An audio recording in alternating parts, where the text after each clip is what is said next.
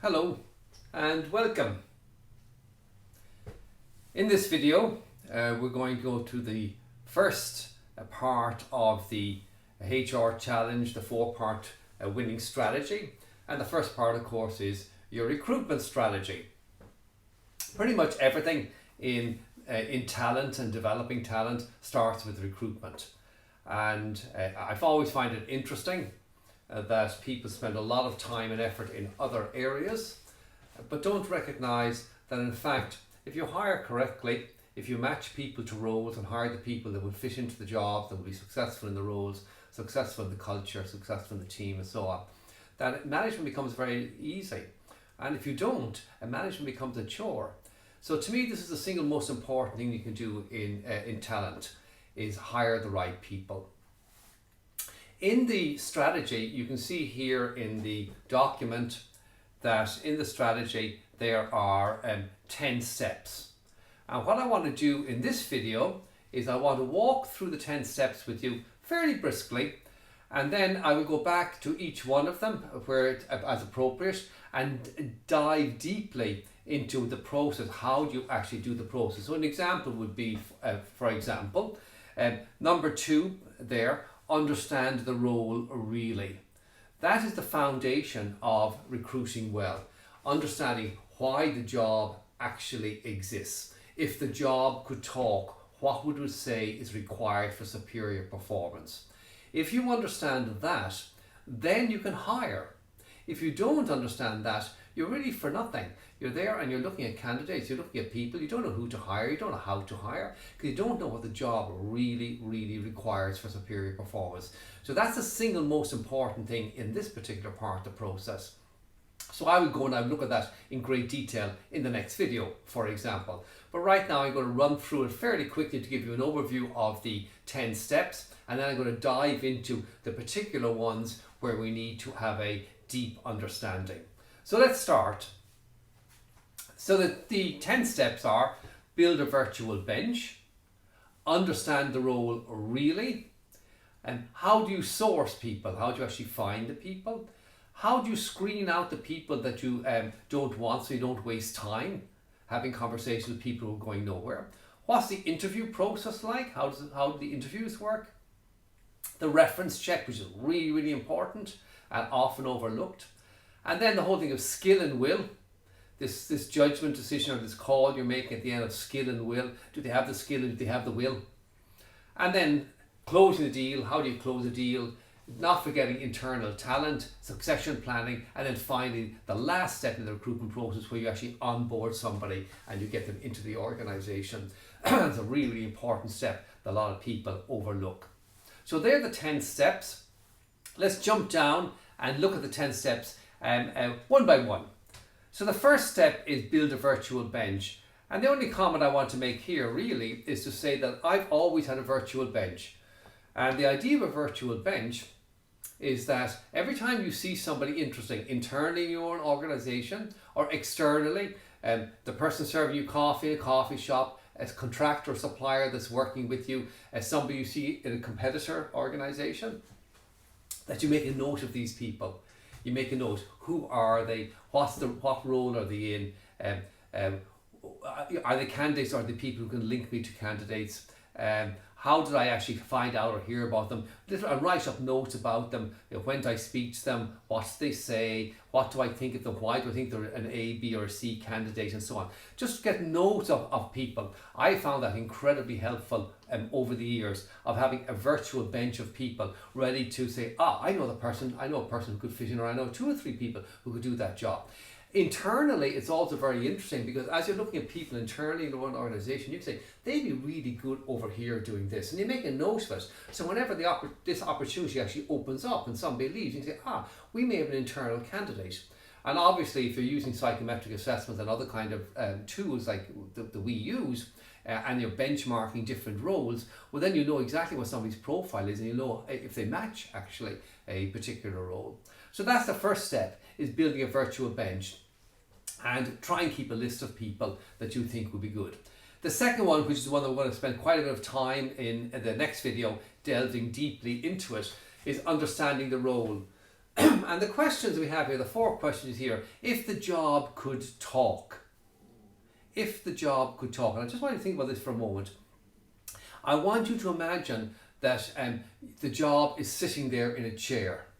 Just imagine right beside you, it's sitting there, and you ask the job, what is required for superior performance, for success in this role?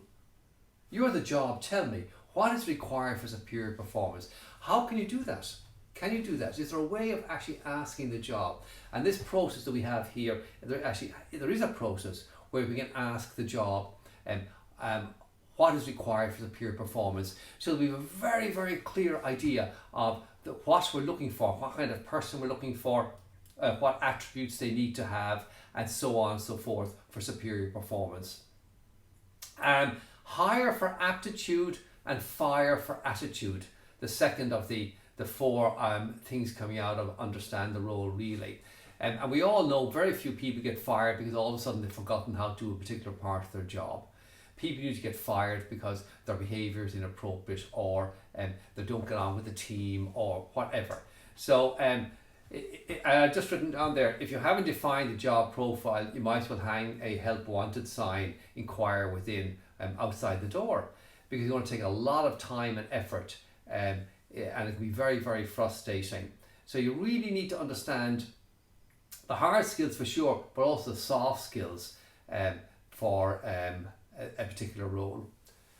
The next one is SMEs, identifying subject matter experts. This is actually how you go about and talking to the job.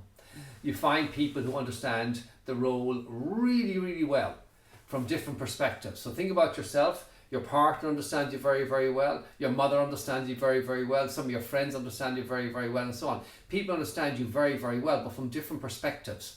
Well, imagine a role, finding people who understand the job very, very well, but from different perspectives, and getting them to go through an exercise of key accountabilities, and then developing a job report where they come up with what the job would say if you interviewed the job. So coming out of that, you build your ideal candidate document, the hard requirements and the soft requirements. So hard requirements are things like education, hard skills, experience, location, compensation and benefits. And it'll be, and other things, it'll be a mix of what actually is required for in terms of hard skills. I mean, IQ could be in there. There could be aptitude tests around IQ that are required. Soft skills then, of course, and these are the things that people get fired for. Soft skills, behaviours, motivators, skills, acumen, capacity, and so on. And again, in the document there, you will see a description of all of these. And then you go down to sourcing. How do you actually source candidates? Well, if you have this information, if you compile this information, if you know the key deliverables of the role, why the job exists, because these subject matter experts have done an exercise on that, and you've then gone and come up with the behaviours, driving forces, competencies, acumen, hard skills, and so on that are required for it, well, then you'll know where they hang out. You'll know where these people can be found. Like, where is that kind of person found? We can say we have a very, very clear profile of what that person looks like. So where will we find them? Where should we go looking? How should we advertise? Can we extract information from these exercises we've done that creates this wonderful ad that people realise when they read it, say, oh, that's me. That's exactly what I'm looking for. And equally, from the point of view of staff referrals, can we actually communicate this internally in the organisation and say to people, well, this is the role. This is what the role requires. Do you know anybody who would fit this role? Here's the kind of profile. And maybe imagine being able to describe the behavioural profile, the motivational profile, the skills profile, the acumen profile, and so on of the individual. So people say, oh yeah, I know somebody like that. And then of course, if you compensate people and for referring, bringing people in, it's very, very powerful, because of course they want the person to be successful. Step 4 then is hard screening, and the secret of hard screening really and truly is, and again you can read the document here, talk about the knockout questions, gives examples of all of this kind of stuff, but the secret to hard screening is to eliminate people as quickly as possible. The whole process is all about getting rid of, so that you sort of winnow it down to the 1 or 2 or 3 people who potentially are A players, can do really, really well in this role. So you have this whole knockout process. And again, when we look at the benchmarking process, I'll talk about that in a bit more detail. And then you go into the interview process, and there are 3 interviews proposed in this process. The first is a telephone screening interview. Again, it's all part of knocking out, getting rid of people who aren't a fit. And then you've got the face-to-face benchmark interview, and then you've got the in-depth interview. And the telephone screening interview is a really, really interesting tool, if you wish. I have used this extensively, and I found it to be very, very, very good at eliminating people who are clearly going nowhere, rather than calling them in, wasting their time, wasting your time. This can be a very, very quick 20-minute interview with questions like, what are your career goals? What are you really good at professionally? What are you not so good at? And tell me why. What have you learned from it? And 8 players will always tell you what they weren't good at or where they made mistakes and so on. Ask them for their previous employers, and ask them when I ask for a reference, what are they going to say? How are they going to rank you 1 to 10 and why? Where 10 is really good and 1 is really bad, where would they score you and why? And the 8 players are all 7, 8s and 9s. And they'll be able to explain why, and if there are 7, they'll tell you why. They understand why it didn't work, and why the reference say that.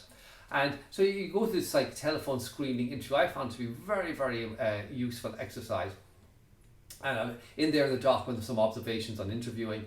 But then you get into the F2, the face-to-face benchmark interview, and that's really talking about the document that you've produced. So you're looking at the key deliverables from the position, and you're saying to people, tell me about your experience in this area. How have you successfully done this kind of stuff? You've got very, very specific questions that you can ask around what the job requires for superior performance, the key deliverables of the role that you've developed in the benchmark that we look at, as I said, in the next video.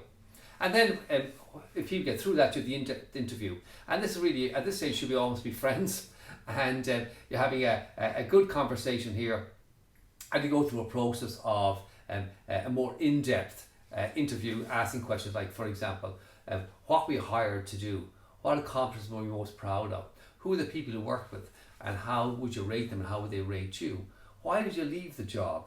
Look at the hard skills again, 1 by 1, and the deliverables 1 by 1, and so on, and talk about each one. And use the job report, produce the job report, produce the key accountabilities, show them the key accountabilities that you actually come up with, show them the job report, show them the gap report between themselves and the job, talk about the development planning, and see how they actually fully engage in this process. They really understand the job that they're interviewing for, and do they understand what's going to be required? Are they up for it, and so on? It's a different kind of conversation. And you're writing up a summary at this point of good matches for the hire, challenges the candidates might have, and so on and so forth. And there in the document, you see sample interview questions. And then you go to step 6, the reference check, and this is really, really important. And about 90% of hirers, recruiters just don't do this. They don't give sufficient time. It's very, very cursory. And I've been asked many, many times, people will send me an email, or they will phone me up looking for a reference check. And the questions they ask are completely the wrong questions. And they don't know how to do it. They don't ask good questions. They don't check facts. It's all I find to be very much a box ticking exercise, whereas it can be a really, really powerful exercise. You can ask questions, for example, what was their role? Tell me what their role was. Because often people, were just around when success happened. They didn't actually make it happen. So they just happened to be there. They looked like they were being successful. So what was the role? What were the up and downs of the performance? How would you rate the performance on a scale of 1 to 10? And then describe the role, this new role that you've developed in the benchmarking exercise. Describe the key deliverables, describe the behaviour, the drive what's going on. Describe all this. Say, how do you think they'll fit? How do you think they'll fit in this role, and so on and so forth. So that's a really good exercise to do. And an excellent question, by the way, at the end of that exercise, which I've often done, is just before I finish the conversation, say, just before I go, one last question. The person says, yeah. And you say, is there anything else I should know? And typically you get one of 3 answers. No, nothing else you should know. You say, fine, thanks a lot. Or, well, actually, yeah, there is something else you should know, and they tell you something. Or there's a pause, and you realise, yeah, there's something else there, but they can't talk about it. It's an interesting question to ask. Step number 7, skill and will. And this is really interesting. Do the facts show that the candidate has 90% of the skills that are required for success, i.e. to achieve the key deliverables of the role? And then do the facts show that the candidate has 90% of the will, the desire to achieve the outcome? And as you're going through the interview process and selection process, it's really important you're keeping skill and will firmly in mind. We're looking for the skills, the competencies, the behaviours, the motivators, all these kind of stuff that are required for success. But also we're looking for a certain attitude, the will, a sort of desire for the role. Do they really want this job? Are they really keen on it? And you need to be confident they have both of these things. And when you get to that particular, over that particular step, you come to step number 8, close the deal. And the only thing I've got to say here really is that if you've got the right candidate, close the deal quickly. Don't be mean. Go out of your way to help them. Compensation should be very, very simple conversation at this point in time. You should have gone through a lot of this, a very good sense of what they've earned historically, what their expectations are. And you should also be ready to deal with counter offers, because for sure if they're an A player, there will be counter offers. The boss won't want them to go and he'll make them an offer. You should be having that conversation with them. What if? And you should be coaching them perhaps on how to deal with counter offers if they come along. Step 9, don't forget internal talent. And I've got quite a little bit of text there on succession planning. I really believe in succession planning. I really believe in internal talent, in internal promotion. Remember that when we talk about employee engagement, the number one issue around employee engagement is the relationship they have with their supervisor, their boss. And this whole process allows you to clearly profile the individual, and you can profile the boss and compare them. So in fact, they can make sure that they work effectively together, they have a strong relationship. The number 2 issue around engagement is that people feel they're a good match for their role. That's a stretch role, it's going to challenge them, but they've got the skills and the competencies to do it. And again, this process, this benchmarking process, allows them to become very, very confident that it's a good match for them. But the third one is really important. They want to see career progression. They want to say, okay, I have a good relationship with my boss, I can work with this person, and I'm a good fit for the role, but I can see a career progression, I can see the next step. So succession planning is really important, that you can say to people, actually, yeah, you're in the job, and the next step would logically be this, and in 6 months, 12 months time, we'll review your performance, and we'll benchmark you against that other job. We put a development plan in place for you so that you're ready for that job 24 months or 36 months time and so on. And they can see career progression. So I'm a great believer in succession planning. Remember we talked about the virtual bench earlier on? Really, really useful to have build a virtual bench of internal talent and have people ready to step into roles and be developing them for these roles. And the last one, step 10, is the onboarding. And again, the onboarding, I mentioned it there briefly. In the onboarding process, it's a very, very simple process. And when you've completed this benchmarking exercise that we will look at in the next video, when you've completed, you'll have a very, very clear profile of the job, its key deliverables, like what's required for success in that role, and then the attributes the person to have in terms of skills, in terms of behaviours, in terms of motivators and so on. What's required for superior performance in the role, you'll have that there. And you'll have, so you then can profile the person that the candidate will report to. You can compare the two of these people, show them how they will work together in one report. You can show the person the key deliverables and the requirements of the role and the gap report between them and the requirements. You can then say, and here's a development plan. You create a development plan. I'll be showing you all of this in subsequent videos. You can have a development plan all ready for them, and this leads into your L&D process and your performance management process indeed. And you get all this ready, so when they're onboarded, it's a really strong onboarding. It's not a wishy-washy type onboarding. It's a very, very strong onboarding where they know exactly what the relationship is with their boss, who their person is, what that person's profile is, how they communicate, how they'll work effectively, the do's and don'ts and so on. They'll understand exactly what the deliverables of the role are. There'll be no confusion there, and what's required for success and the gaps between them and the role. There'll be key deliverables there. There'll be a development plan in place for them. So it'll be a very, very strong start for them. And I always say that you need to hold their hand very, very tightly, but overload them. So a very, very strong start. They really know what they're doing. They've got a lot in front of them, but you stay very, very close to them. And you're talking to them once a week for the first month, once a month for the first quarter, once a quarter for the first year. You stay very, very tight, very, very close to them, and make sure that it's all working very, very well. So those are the 10 steps of the recruitment strategy. And again, we're going to go into this in great detail in the following videos.